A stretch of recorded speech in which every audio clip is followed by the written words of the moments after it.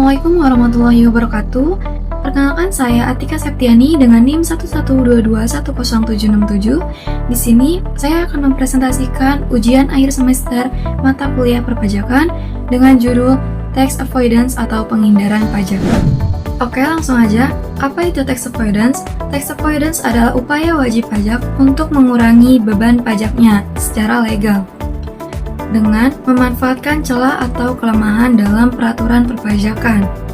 Nah, berbeda dengan tax evasion atau penggelapan pajak yang melanggar hukum. Sedangkan tax avoidance tidak melanggar hukum secara langsung, tetapi bisa juga tidak sesuai dengan semangat peraturan pajak. Selanjutnya ada tujuan dari tax avoidance. Yang pertama, untuk mengurangi kewajiban pajak secara sah. Yang kedua, untuk mengatur strategi keuangan perusahaan. Yang ketiga, untuk menunda pembayaran pajak atau tax deferral.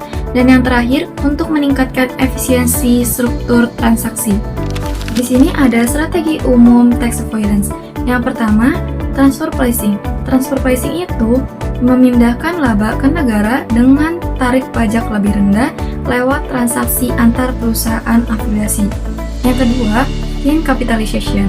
Itu menghindari pajak dengan membesarkan porsi utang dibanding modal. Yang ketiga, tax 3D shopping. Tax 3D shopping itu memanfaatkan perjanjian pajak atau P3B antar negara untuk mendapatkan tarif pajak lebih rendah.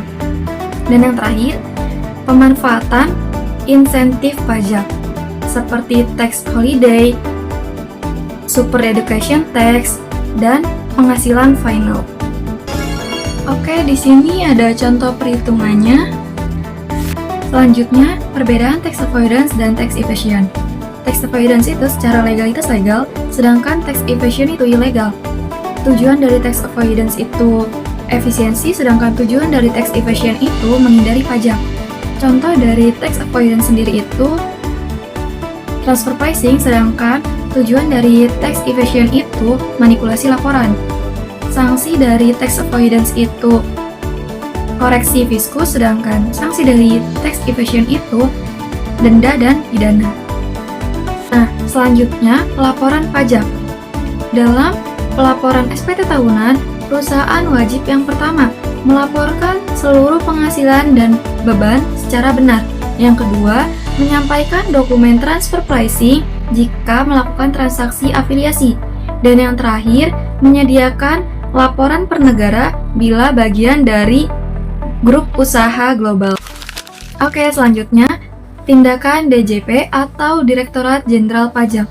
Yang pertama, General Anti-Avoidance Rule itu pemeriksaan terhadap transaksi yang walaupun legal, namun tujuannya hanya menghindari pajak.